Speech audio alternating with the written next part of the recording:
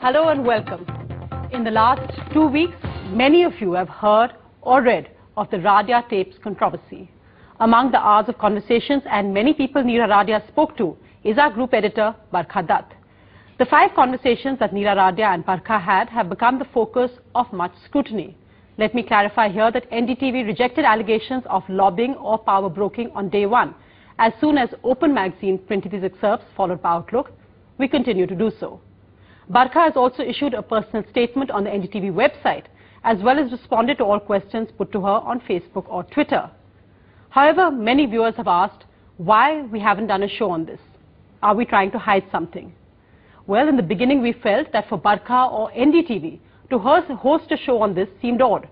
We would be accused of favoring our own. It wouldn't have been a level playing field. We wanted a forum where Barkha could explain the questions being asked, but a completely independent one. The one thing we are not part of is a conspiracy of silence. At no stage have we asked any other channel or newspaper not to cover the story. The reason many haven't is because of their own reservations regarding questions on where the tapes came from, why they are edited, who's on the tapes, etc. And by the same yardstick, those who have reported on the tapes and the controversy are completely free to do so. We welcome a free and fair debate. So the program tonight aims to do exactly that. A panel of independent editors, including with us tonight, Manu Joseph, editor of Open Magazine, which first printed the excerpts of the Radia tapes. Also with us tonight, Dilip Padgaonkar, former editor of the Times of India, senior journalist, Swapan Das Gupta, also columnist and senior journalist, and Sanjay Baru, editor of the Business Standard. We had also invited the editor of Outlook, Vinod Mehta, on this show. He declined. I'd also like to add at this point that this show will not be edited. What you see is exactly how this show has been recorded. We hope this will answer the questions you have. This editors panel with Barkha. Let me now open the floor and hand over first to Dilip Padgaonkar, sir, for your question. Well, what I'd like to do in this particular discussion is to avoid 2 pitfalls.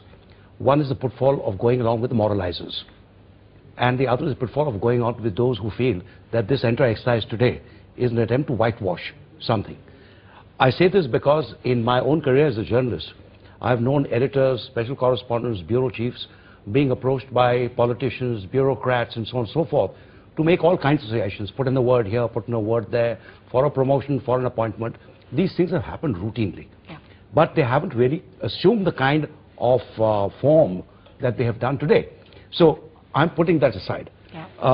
But the whitewashers, again, are those who say nothing wrong has been done, there's been no conspiracy, etc., etc. So let me come to the first point, because at least 2 key issues need to be today discussed threadbare. My first question is, when does journalistic curiosity or probing turn into a go-between job, even if that go-between job may not be for real? Okay.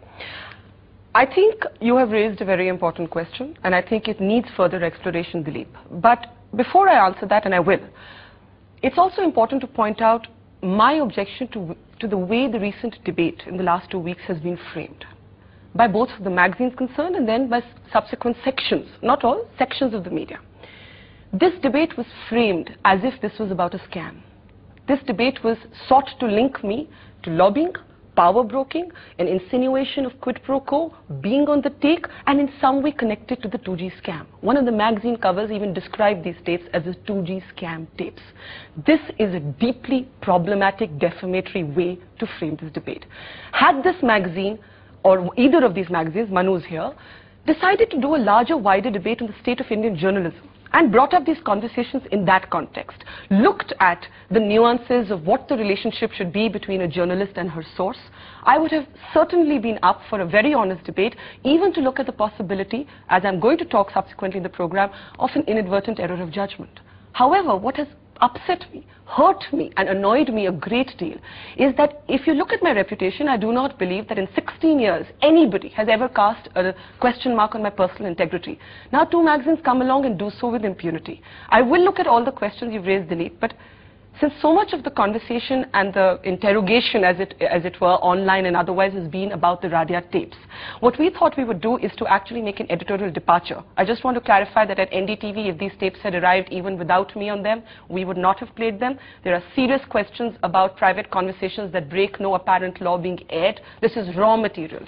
We would not have aired raw material, but I'm going to put myself out there for everybody to see by playing the one key conversation that really has been quoted and headlined to basically label me in sections of the media. And I will also, after that, be playing samples of my work during that key point of government formation in May 2009. And then I'll, of course, answer the very important question you've raised about what that relationship should be. So if we can, just for our viewers, have a look first at the conversation between Neera Radia and me. This is a conversation that took place on the 22nd of May 2009. Hi, Neera. Hi, did I wake you up? No, I've been up, most of the night. If stalemate continues, Yeah, listen, the thing is that they need to talk to him directly. That's what the problem is. Apparently now, the message from the other side is that why did Balu go public? They claim that at this point when they had offered them this formula and these guys said no, these guys never told them that we're going to withdraw support. I'm not withdraw support, outside support. Support from outside. So apparently PM's really pissed off that they went public. But that's Balu's doing, na? He was not instructed by Karunanidhi to do that, actually. He was told to come away and tell Congress that. And he went public. And the media was standing outside. Oh God! So now what? What should I tell them? Tell me, what should I tell them? I'll tell you what it is. The problem, and I've had a long chat with both his wife and with the daughter, right? Just giving you the problem is that if Congress has a problem with Balu, if they have a problem with anyone, they need to go and talk to Karunanidhi. They have very good relationship with Karunanidhi directly. Correct. Because in front of Balu, in front of Radia, in front of Maran, they can't talk. Yeah. So they have to tell him directly. There are enough Congress leaders of Tamil Nadu who they need to go and tell him exactly. The biggest problem is that the following of Aragiri is saying that you cannot give Maran a cabinet post and keep Aragiri in the MOS status. That's right. Well, will Karuna drop Balu? Look, if you tell him that Balu is the only problem, I would imagine he will drop him. But you see, the problem right now is also over choice of portfolios, no? No, they're not said anything. Their portfolios have not even got discussed. Congress claims, for whatever it's worth, that DMK wanted surface transport, power, IT, telecom, railways and health. वो तो पहले से list गया था, हाँ. अभी Congress has offered IT, telecom, what is it called, chemical and fertilizers, and labor. So this is where it stands now. Will DMK accept those? Maybe not, because they have to drop Maran if you want them to accept those. Maran is pushing coal and mines. Who's pushing? Now Maran is saying, you give me coal and mines.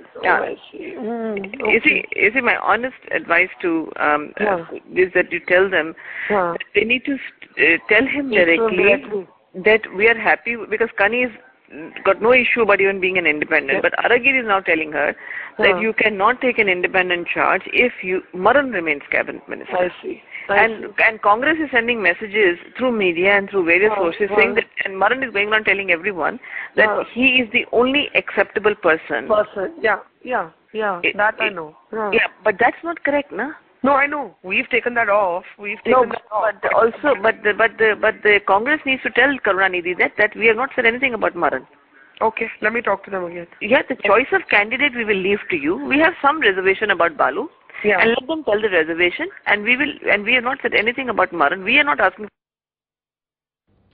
Well, the conversation actually trails off in the middle. I don't know how that conversation ends. It's clearly a continuum of previous conversations that have not been released, including the backdrop in which she actually first called me, which was the previous day when she called to tell me that a news report that we were running about there being an agreement between the Congress and the DMK on portfolios was incorrect, and this was not correct. And I said, how do you know? And she said, I'm sitting with Kanimuri.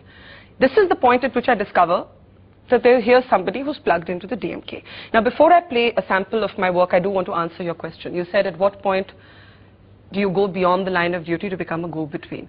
I think it's very important to say here that I did not, and as I have maintained repeatedly, I actually did not pass on any message. The message in this case was, tell the Congress to talk to Karunanidhi. Not tell the Congress to make Radia telecom minister. Not can you tell them this is the portfolio wanted. Tell the Congress there's too much confusion. Balu's talking here, Maran's talking here, so-and-so's talking here. Tell them to talk to Karunanidhi. She was giving me useful information. When I look back with hindsight, with everything that one knows about her, I feel that I made an error of judgment. But I feel that that is the most that I can be accused of in this, because I actually did not pass on any message. And what bothers me in this case, Dilip, is that this was raw material. Did anybody ring up Ghulam Nabi Azad, who's referred to later in the transcripts, and check with him whether I'd called him? He's the person she's repeatedly saying, tell him to call Karunanidhi. I haven't seen any evidence of anyone even checking this. Why would she ask you to act like her courier? I think it is not unusual for the trading of information per se to take place in the pursuit of a news story. Often we use information to get more information. I don't personally find this, although I'm saying having learned a lesson from this, I would be very careful with who I shared that information with going forward, and that is certainly a learning for me from this. But per se, if you were to ask me as an editor, is it wrong to tell the DMK what the Congress is saying and to tell the Congress what the DMK is saying? I don't think it's always wrong. I think it depends on the content. Had I been asked to pass a message to intercede on behalf of a minister or a portfolio? Absolutely not. But suppose I say to X person in the Congress, listen, I'm getting a sense from the DMK that this proposal that you've put on is not going to work for them. What do you think? Would you be willing to look at this differently? Because this is what I'm picking up on the other side. I think we've got to look at this in a little more of a complex way. Can I come in here at this stage? Sure. Because I think on this specific issue, if you don't mind, just a couple of clarifications. Yes. Because one, you say you have not spoken to anyone, but there is a conversation subsequently where Neera Radia says, will they speak to her? And you say, yeah, and she says, who, Ghulam? Yes. And you say, yes, Ghulam. Yes. So on what basis were you making that statement? Second, you also say that Ahmed Patel says this is rubbish when she tells you. So which means you've had a conversation both with Ghulam Nabi Azad and with Ahmed Patel. So I'm not very clear when you say you did not speak to anyone. This suggests that you actually did speak to them. My second question is... Can I answer that first? Okay. Okay. I was certainly speaking to a number of people in the Congress. And in this particular case, on the DMK side, we had other reporters speaking to Dayanidhi Maran, T.R. Balu. There was a number of us talking to different people, whoever we could get ins with. Basically, it was as simple as that. I may not know T.R. Balu very well, but I had a colleague, in fact, who was chasing him and Dayanidhi Maran in Delhi. The reference to a certain Congress leader saying this is rubbish relates to information, not to message carrying. I think we have to separate those strands. She's saying to me, this is what I'm hearing from the Congress. I'm saying no. There was a tussle over, the Congress was angry because the DMK had refused to come for the swearing in, because the DMK had gone public criticizing my suggestion the government. Is that Azad I did not speak to. No, but this says yes, Ghulam, and you say, yeah, Ghulam. So on what basis are you saying that Ghulam said this? I basically am fibbing to her because she's made about 5 phone calls to me to say, have you told them to speak to her? Have you told them to speak to her? No, and I say, yeah, I've spoken. That brings me to my second question. There is Manu, a can I just... that Radia makes. Manu, we'll let Sanjay Baru finish, then I'll come to you right after that. And also, I just wanted to play my work also from that day. Just one more clarification, because you have said in your clarification, which has been published, that you are stringing along, and just now you also repeated that claim. Then I would have expected that you should have actually reported this, since you have picked up enough gossip to suggest that here was an attempt in the DMK, a struggle for power in the DMK. I was wondering if NDTV actually reported that, whether you reported that on that day. We certainly did. Yeah, so that that is not very clear, because I tried to look at whatever you filed on the web. In fact, you sent me an email. You appeared on television on 22nd of May, and then you appeared on the 24th of May. Also on the 21st, the night before, where the conversations are not there. on 22nd. But that's because they've been selectively leaked and those previous conversations are not there. No, but this conversation was on 22nd, and what is coming out of this is this whole fight within the DMK. That's right. And in your programs, which at least you have emailed me, none of this is there. So I was wondering, is there something which you have not shown, which you might want to? Should we look at some of the coverage? We can look. I just want to say before that I think, again, one of the problems for me in the way this debate has been constructed in the media is the clubbing together of so many different things. Of course, I spoke to people in the Congress to find out what was happening in the Congress. Right. So when I'm saying so-and-so says this is rubbish, I am talking about her assessment of a certain situation in the unfolding story. At a different point, I certainly string her along and say I've spoken to Azad, which I never did. And I think this could have been corroborated before Open and Outlook chose to make the assertion that I did, because it was raw material. I did refer to the fact that the Congress, in one of my reports, has asked the DMK that they've got to choose between their family and their nephew, and they can't push everybody in. So I did refer very clearly to the fact that there was this ongoing turmoil within the DMK, and ironically, and you will find that there's very little references to Radia actually in her conversations with me as they've been published. Ironically, I go on air about twice to say the Prime Minister is not keen to have either Raja or Balu. So in my coverage, and we have maintained that throughout, please judge us by our coverage. Please look to our coverage to see where this was found to influence our coverage. I mentioned at least twice that there is this stalemate because the DMK is pushing very hard. It wants all of its... Barkha, let's look at the tapes. Let's have a look at those tapes.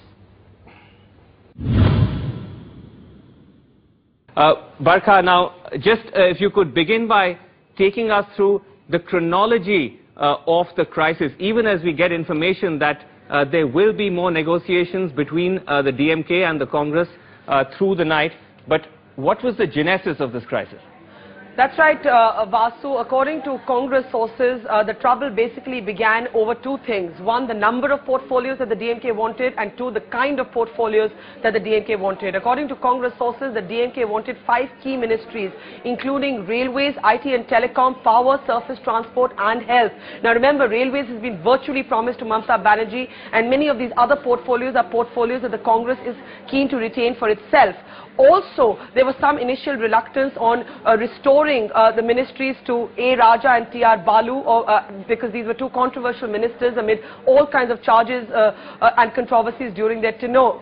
The Congress eventually agreed to status quo, which was 3 cabinet berths for the DMK in 2004, but by that time the DMK had upped the demand to 5 cabinet berths, 4 ministers of state, that's 9 ministries in all. And in the words of a top Congress source, the DMK virtually wanted all of Mr. Karunanidhi's family's daughters, sons, nephews and colleagues like A. Raja and T.R. Balu in, which in the new mood that the Congress is in, the Rahul Gandhi doctrine of not letting allies dictate terms, the Congress says is simply unacceptable.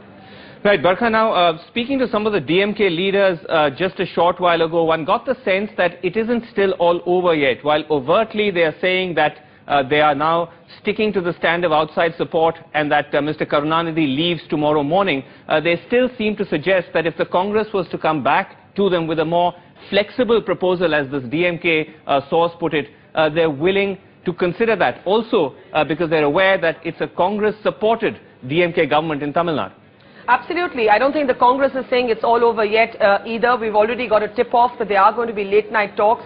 We even believe that the Prime Minister will be talking himself to Mr. Karunanidhi and possibly the Congress President as well. But I can tell you, Vasu, that according to our Congress sources, while they're very willing to keep the talks going, on the specific ministries that the DMK has asked for, I don't see the Congress bending, especially because there's a status quo formula in other news coming in that, for example, has been accepted by the NCP, where Sharad Pawar and Praful Patel are going to retain their old portfolios of agriculture and civil aviation, and the fact is that Mamata Banerjee is already gunning for railways, and that's virtually been promised to her. So I don't see the Congress really being willing to change very much more in terms of portfolios, confident in the fact that the DMK actually needs the Congress to survive in the Tamil Nadu Assembly. It is going to take over the next couple of weeks for this to be hammered out, at least the next few days. But yes, what we are told is that the DMK is now willing to look at new portfolios. It's conceding, DMK is conceding that the initial list it sent was probably impractical. Remember that initial list had portfolios like railways and health, in addition to surface transport and power on that list. Now what we are hearing from sources on both sides is basically that for now the Prime Minister will keep those portfolios with himself. He will not allocate them till this matter is resolved between both sides, Vishnu.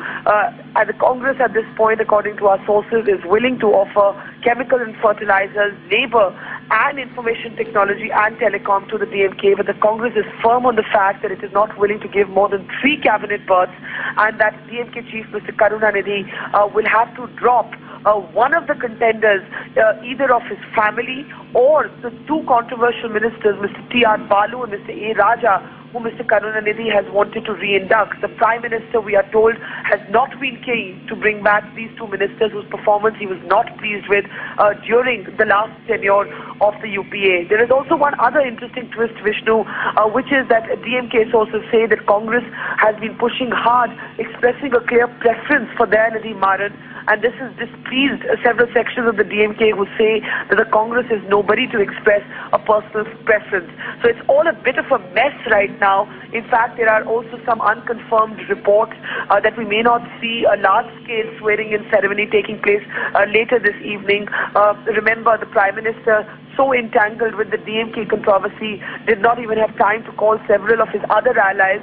We had Omar Abdullah telling NDTV that Farooq Abdullah had not even received a call, so he was set sail, as it were, for South Africa. After that report on NDTV, the Prime Minister called Farooq Abdullah, explaining that he had been totally consumed with this DMK entanglement. So there are even reports coming in now that while initial reports said that 60+ ministers are going to be sworn in this evening, that number could be considerably smaller because the Congress has A, been so preoccupied with this DMK issue, and B, we are still waiting for final clarity on who the contender for the post of Foreign Minister will be.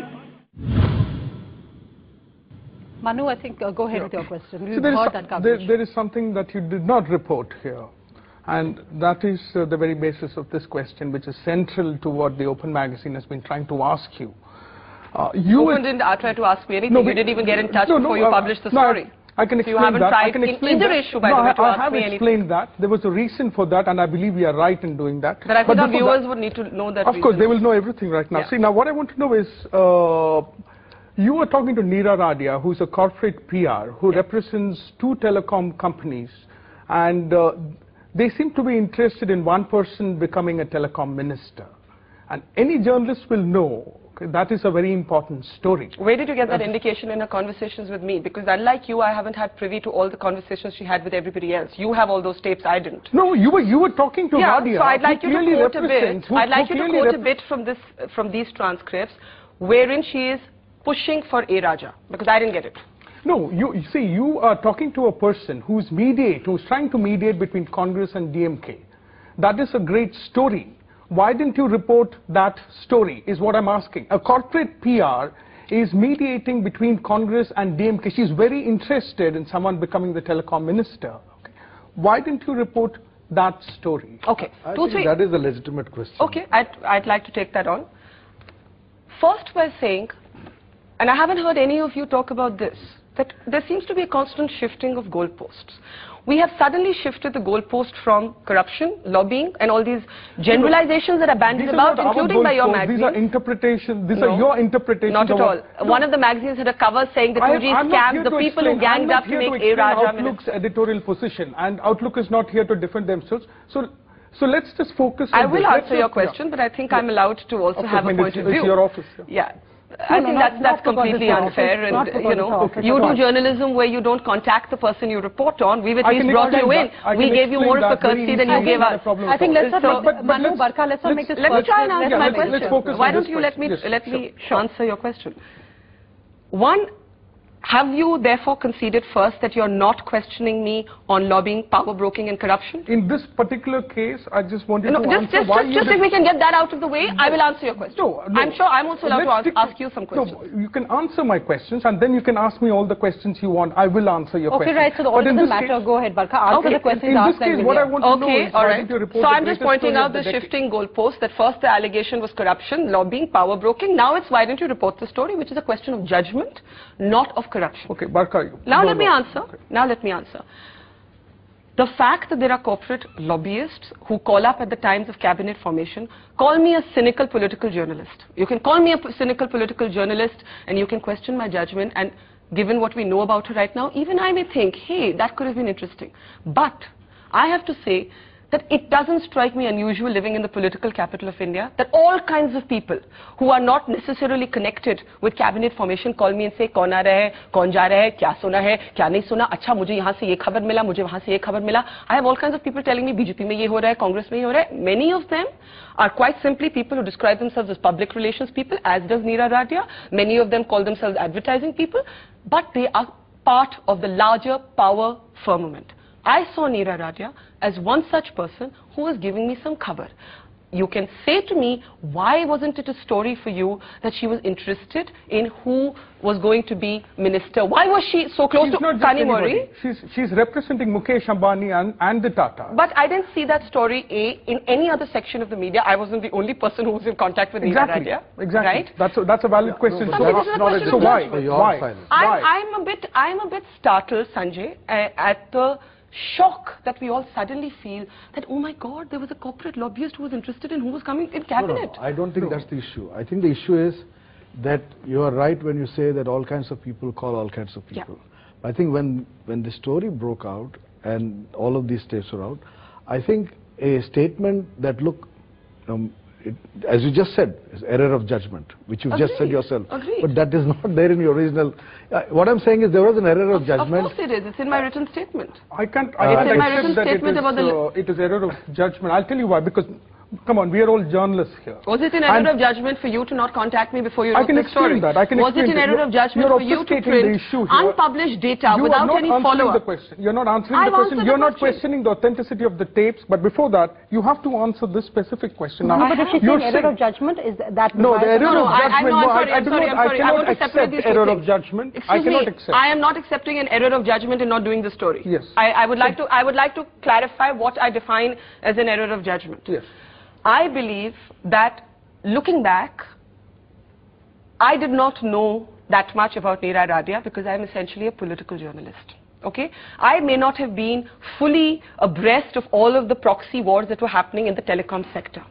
My single-minded focus was on the immediate, which was a breaking news story on cabinet formation. I was desperate for cover. I took it from whoever I did.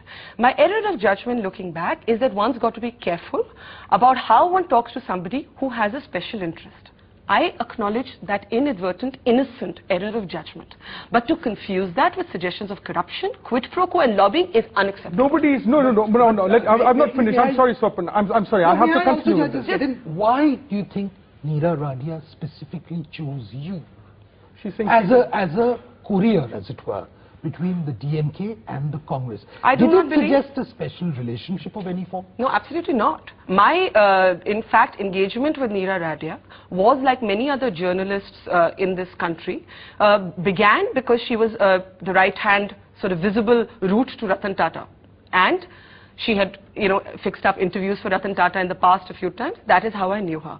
You say, why did she choose me? Very interesting question. Open, of course, was much more selective in the conversations they printed.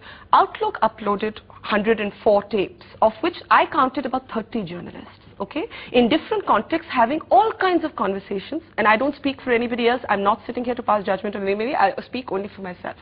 On gas and oil, she is speaking to a host of people. It's not like I'm some...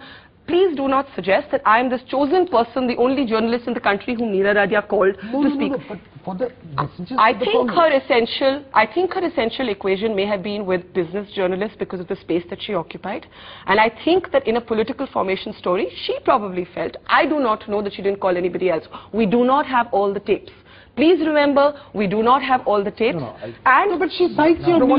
She cites your name. I spoke to her. Can I understand what I'm being accused of? No, you're not being accused of anything yet. No, I have to come back to this. Let everyone speak on their own this thing. It's very important to establish the accusation. Right, I think we are diluting the sensitivity. All right. We just have this thing. Barkha, listen.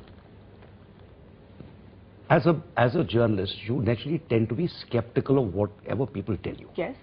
I didn't get any sense of skepticism in the conversation that we just heard, because you played along. Number one. Number two... That's not unusual. I can corroborate. I'd like to respond to that. No, so let me finish. Okay, complete. Secondly, I think you mentioned earlier that your colleagues were talking to Balu because they knew this and that, so on. That is a very different matter than talking to a PR person representing two major corporate houses, because her interest is quite unlike your journalistic interest. Her interest is business driven. Your interest is journalistic driven. Now, I see a mismatch, all right, between the two. I doubtless belong to the old school, but we never ever allowed any PR person to come anywhere near the editorial room. Okay. But still, that is secondary to the important question which I'm trying to ask you, which you have not answered. I have answered that. No, I you did have not think that was a major story. That's an issue of judgment, not an issue of corruption. Correct. I do not buy... Please try and distinguish between those two. No, I do not buy that argument, because here it is very important to know that this is a corporate person who's trying to mediate between two political parties. And you're saying that you missed the story because of an error of judgment. No, I didn't say that. Can My happen error of judgment was not in regard to that decision. So I'm sorry. Why did You're you putting report words that in my story? mouth. No, why didn't you report that story is my question, which you have not answered. I have answered by saying I didn't think it was that big a story. You didn't think that I didn't. It was that big a story? No, I didn't. I didn't think it was that big a story. I believe that is the biggest story of the decade. Perhaps. But that's a debate about judgment. I don't call up open and say, why did you do this story and why didn't you do that story? That's not a debate on corruption. So Barkha, what you're saying, let me understand you correctly. What you're saying is that you did not think that the fact that a PR person was mediating between two political parties is an important story. Is that what you're saying? You know, I think, forgive me for saying so, but I don't think you have a full understanding of how political journalism and politics works. Okay? No, I can take I do not believe later, but can you just ask me why you did not how many times am I going to answer the same question? Because you're saying that you didn't think it was a big story. Manu, we're not in the court of law, and I haven't committed a crime, nor have many other people on those tapes that you published without impunity. I'm not saying I'm morally superior to you, but I'm saying you've not answered the question. Sure, but she's answered by saying error of judgment. Now, you are free to believe that or not. But if you're saying it's not error of judgment, then what do you see it as? Corruption. Judgment can happen in 2009. The story again broke in 2010. NDTV did not report, even in 2010, that a person called Radia was mediating between two political parties. So it was an error of judgment in 2009 and 2010. It is such a gross distortion to say that a lobbyist was mediating between two parties.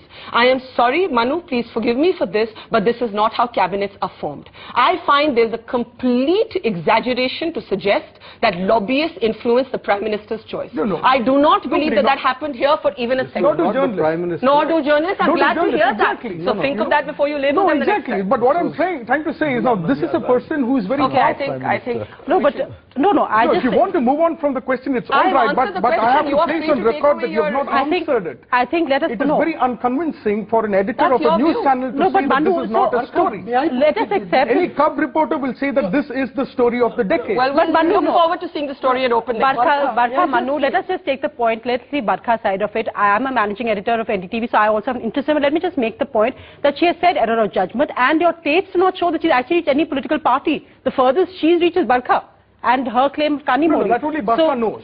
So let's not forget. Let's go in some of the transcript now, Radia has more information than Barkha. Anyway, let us open. I want to ask the editor. Can I ask you some questions as editor also? So Barkha, let us go to Mr. Padgaonkar. Would you be able to defend? Excuse me. You sent me an SMS message. You're talking about ethics of journalism.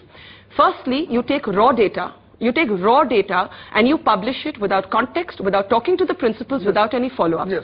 When I write you an SMS saying this sounds like a smear campaign, you send me an SMS back saying there's nothing remarkable in your conversations, you will not be embarrassed, and then you go further to say, I am personally unhappy that the word go-between was used for you in the strap. You are an editor, you're questioning my judgment. As I should. You publish my private conversations. How do you defend? How do you defend the ethics that you follow in this story? I can answer all your questions, and I promise I'll answer all these questions.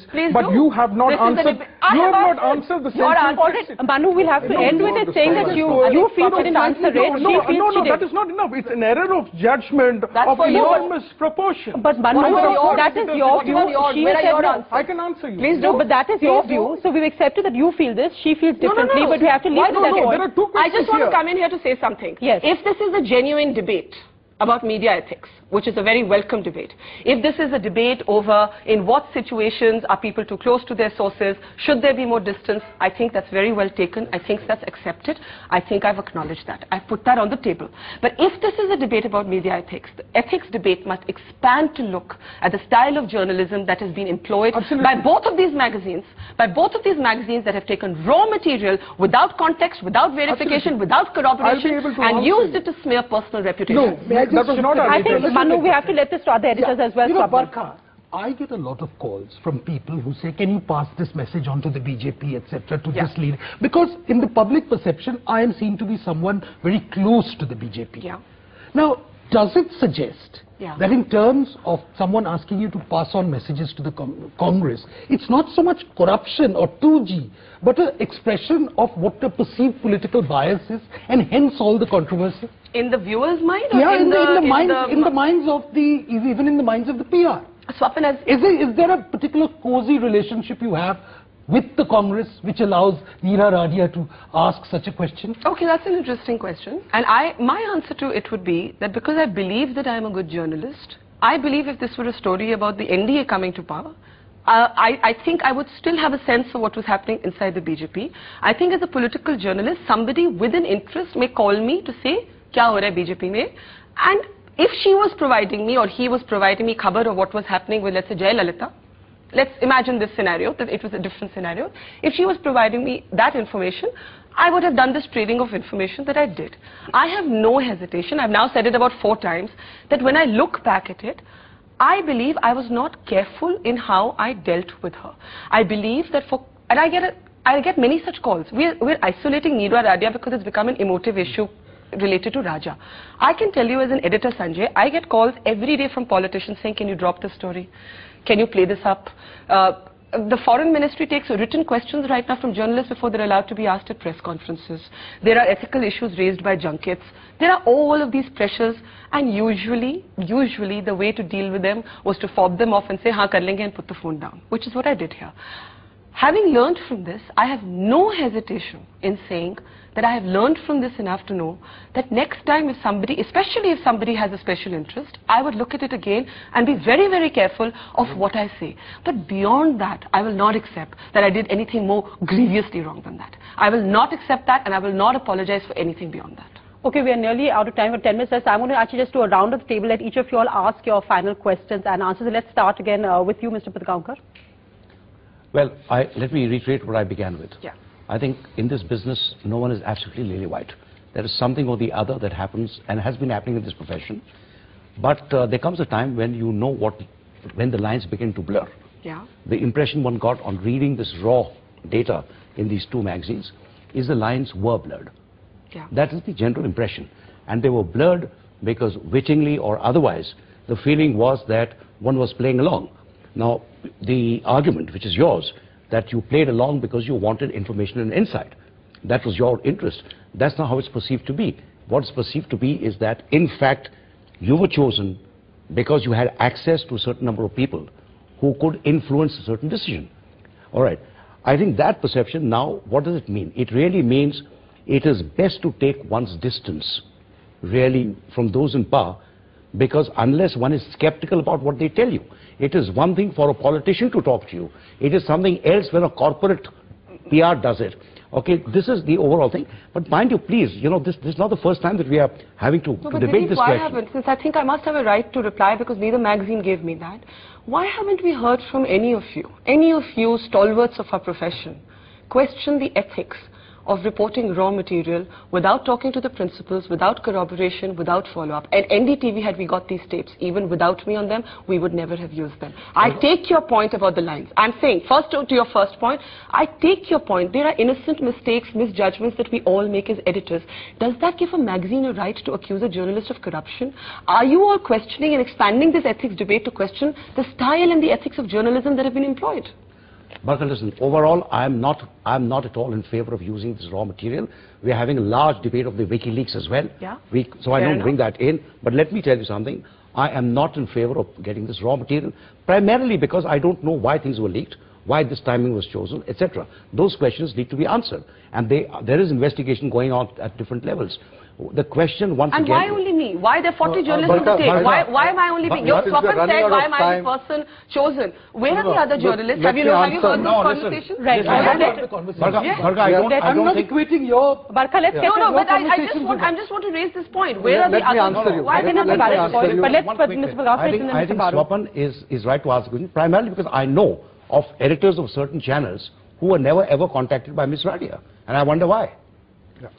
And how do you know? Have you gone through all the tapes? Almost everybody who's anybody in the world of journalism is on that tape. But yet, the face of it, the metaphor for it has become me.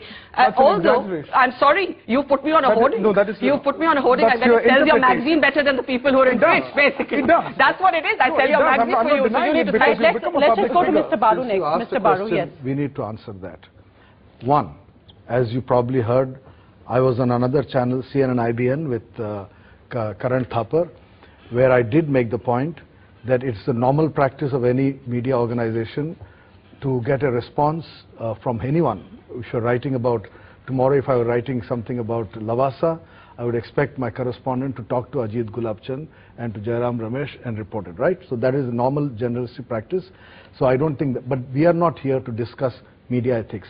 I was not invited to this panel for a discussion on media ethics. I was invited to this panel for a discussion on your defense of the way in which NDTV handled the Radia tapes. But so isn't it because it's an ethical question? No, there's a larger issue which we can discuss separately. I'll be happy to come back to another panel discussion. Isn't it connected? It is connected, which is precisely why I did raise the issue in the Karan Thapar show.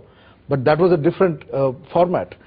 Here we are not come to discuss that, which is why we are not getting into that. So separate the issues out. I don't think they can be, but of course... but for purpose of 1 hour discussion, otherwise we can go into 2 hours. You know, sure. If you want to go on and on, we can discuss everything under the sun. Yes.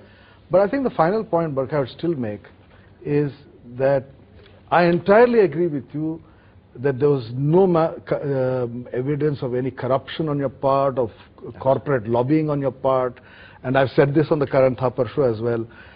There was an error of judgment which you have confessed, and I think the right thing for you to have done on day one, instead of worrying about the authenticity of the tape. I never questioned the authenticity. Just say sorry.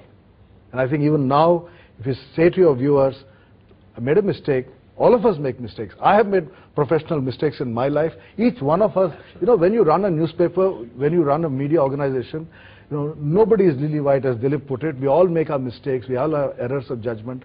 But when you make a mistake, I think it's best to say it was a mistake and move on. May I briefly respond to that, because you're running out of time?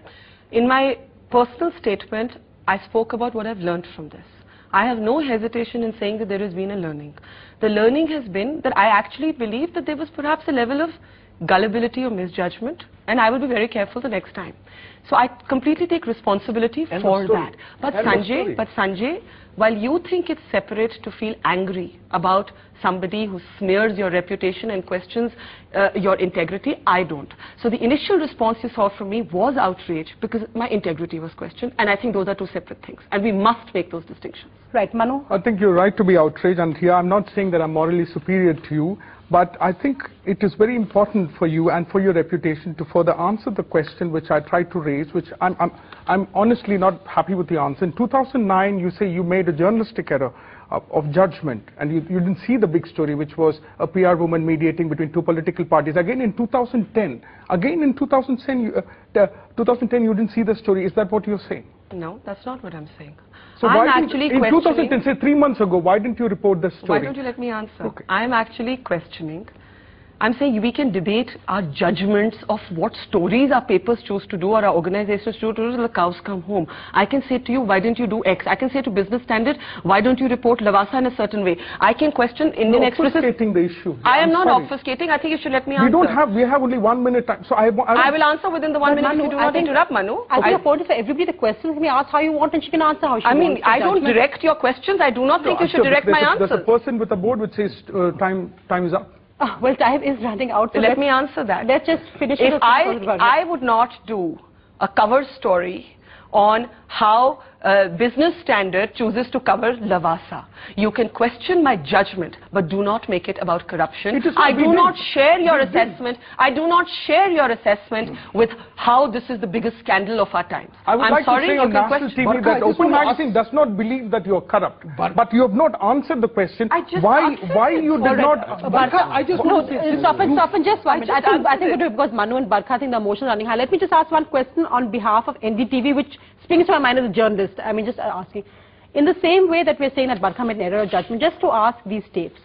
These tapes could also be part of a corporate war. Yes. Many have questioned the sources. Many have asked, why hasn't those questions been made? Yes. As an editor of a magazine, yes. why isn't that story being reported? How have these tapes been One leaked? part of journalism is always a consequence of someone else's motive. Thank you very much. Thank you very much. No, you have to, just because walked why right is the into person that? talking to you? You know, as a reporter, you call a person, and sometimes you wonder why does this person have want you to asked speak? the larger question No, in this the is story, journalism. No. Are you asking a person talking Right. to you? Okay. You know, as a reporter, you call a person, and sometimes you wonder why does this person want to speak? Have you asked the larger question No, in this the story, is journalism. No. Are you asking what is my motive in being Yes. here? Yes, I want to represent the open mind. There's always a motive in journalism, so that is no big deal. Okay, but as long as you know the authenticity of the recordings. Now, if these tapes are not authentic, I'll quit today.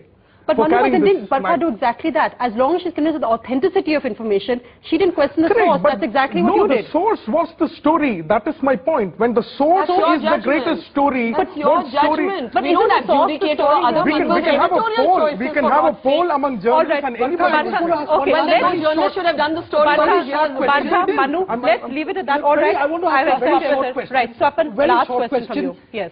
You know, your name and whatever your conversation has been tagged onto a larger context, which is the conversations of other journalists. Yes. Now, two key things amongst them was the notion of the pre-scripted interview. Yes. There was another one which talked about fixing of the Supreme Court judges. Yes. Now, it was in that context which I think you got sort of dragged into that. As a personally, what do you have to say to the type of approaches which the journalists are making to the PR people, and as a group editor of NDTV, where do you stand on these questions? Okay. Firstly, the third instance that you referred to never found its way into open, and there are all kinds of conspiracy theories for why that happened, but be that as it may. I find it very unfair that I've been clubbed with other journalists on the tape. I find it very unfair that there are so many people whose conversations have been uploaded on our Outlook website, very, very senior editors. Not one of them has gone on television and has taken these questions. Not one of them is even written about. Not one of them is put on a hoarding near Khan Market, Manu Joseph. So, they're not pretty. No, they're not pretty. Well, okay, one compliment finally. But a bit of a sexist compliment, I have to say. Oh, there's a lot of misogyny in this discourse in any case. That is not true. There is. That's your interpretation, I'm sorry. Which bit is you can't accuse me of misogyny on national TV and get away with it. Stop it. Okay. I think there are serious issues that arise for a larger ethical debate in journalism that spring from some of these conversations. I believe my conversation was at best a misjudgment. I do not believe my own conversation can be linked to the 2G scam, to Mr. A. Raja, to portfolio peddling, or to try and suppressing a story. You spoke of pre-scripted interviews. That's why we played our coverage out. Please judge me on the independence of my coverage. Yes, you can raise questions about whether I was gullible or silly to not spot a larger story. You can question my judgment, but we don't, as a matter of routine, sit in moral judgment on other organizations for the stories they choose to do and not choose to do. So I think if this is going to be an honest debate, I should not be made to answer for everybody else. I think we have to leave it at that because we are out of time. I know this could go on and on, but this was an attempt really to address issues voiced by these editors, which many of you have asked. I mean, it's impossible to answer each one of them personally, but we hope this will bring some transparency and some clarity to the debate. Thanks so much for watching this, and thank you all very much for agreeing to join us on this. Thank you, Barkha. Goodbye.